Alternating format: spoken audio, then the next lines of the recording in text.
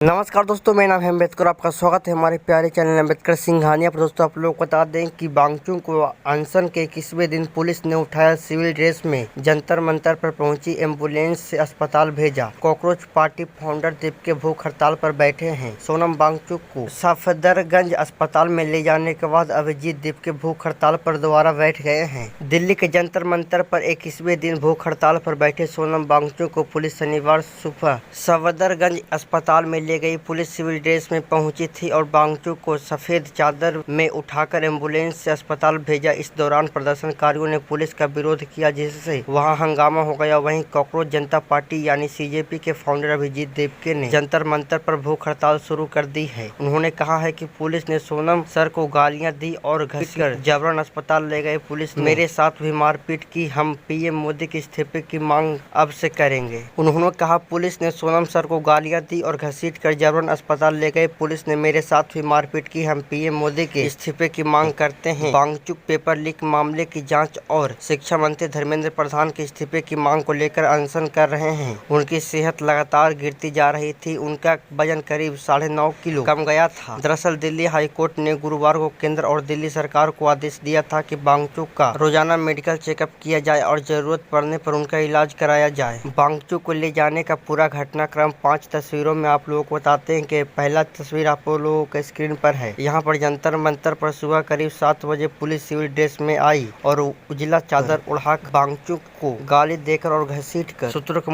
मुताबिक बताया जा रहा है कि एम्बुलेंस में ले जाया गया। मंच पर मौजूद प्रदर्शनकारियों ने पुलिस को रोकने की कोशिश। पुलिस और सेंट्रल फोर्स के जवानों ने वांगचुक को मंच से सफेद चादर में उठाया। पुलिस वांगचुक को उठाकर एम्बुलेंस तक ले जा रही है। यहाँ पे एक तस्वीर के माध्यम से वांगचुक की फोटो ली गई है। वांगचुक को सफदरगंज अस्पताल में भर्ती कराया गया है। वांगचुक को अस्पताल ले जाते समय जंतर मंतर पर हंगामा हो गया। प्रदर्शनकारी सबको स्टेज पर बुलाने लगे। प्रदर्शनकारियों ने वांगचुक को ले जा रही पुलिस को रोकने की कोशिश, मगर वे नाकाम रहे। पुलिस को रोकने की कोशिश कर रहे प्रदर्शनकारियों को पुलिस ने वहां से हटाने की कोशिश की। जैसे कि आप लोग तस्वीरों के माध्यम से देख सकते हैं, एक पुलिस महिला को साइड करते नजर आ रहे हैं। वांगचुक को ले जाने का विरोध कर रहे प्रदर्शनकारियों को हटाते सुरक्षा बल के जवान। अब आप लोगों को बता दें कि वांगचुक के अलावा 3 स्टूडेंट भी भूख हड़ताल पर बैठ चुके हैं। वांगचुक के साथ all India student association AISA की नेहा, अमीन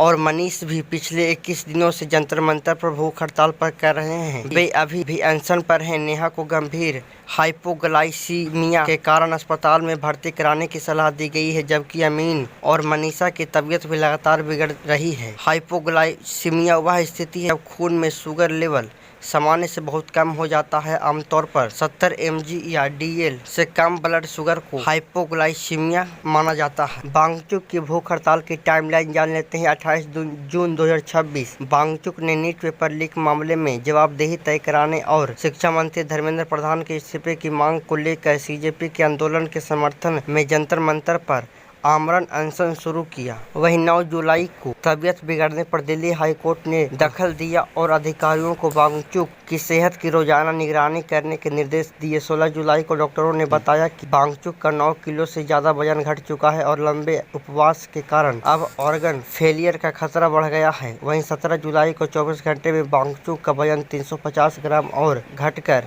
56.55 किलोग्राम रह गया। अब तक उनका करीब 9.5 किलो वजन कम चुका है। वहीं 18 जुलाई को दिल्ली पुलिस सुबह जंतर मंतर पहुंची और वांगचुक को सफदरगंज अस्पताल में ले गई। सफदरगंज अस्पताल ने कहा, वांगचुक की स्थिति स्थिर। दिल्ली के सफदरगंज अस्पताल ने सोनम वांगचुक की स्वास्थ्य स्थिति को लेकर कहा कि उन्हें सुबह 7:40 में जरूरी मेडिकल चेकअप के लिए यहां लाया गया। लंबे समय से उपवास और शरीर में पानी की कमी, डिहाइड्रेशन के कारण वह कमजोर हैं। फिलहाल उनकी स्थिति स्थिर है, लेकिन शरीर के सभी मानकों को सामान्य करने के लिए उन्हें लगातार निगरानी, चिकित्सीय देखभाल और उपचार की जरूरत है। भूख हड़ताल में शरीर पर असर, ग्राफिक्स से हम लोग समझ लेते हैं भूख हड़ताल में शरीर पर असर क्या क्या पड़ता है, आज हम लोग जान लेते हैं। आमतौर पर इंसान बिना पानी के 3 से 7 दिन ही जिंदा रह पाता है। यह मौसम, शरीर के पानी, उम्र, सेहत और फिजिकल एक्टिविटी पर निर्भर करता है। मेडिकल निगरानी में कुछ लोग सिर्फ पानी पीकर 40 से 70 दिन या उससे ज्यादा जिंदा रहे। पिछले 24 घंटे में शरीर जमा ग्लूकोज को इस्तेमाल करता है। 2 से 3 दिन बाद फैट टूटने से कमजोरी बढ़ती है। वहीं 102 सप्ताह बाद मसल्स कमजोर होंगी, चक्कर, लो ब्लड प्रेशर की आशंका होगी। वहीं 3 से 4 हफ्ते बाद विटामिन, इलेक्ट्रोलाइट और प्रोटीन की कमी से दिल और दूसरे अंगों पर असर पड़ सकता है। तो दोस्तों आज के लिए बस इतना ही। धन्यवाद।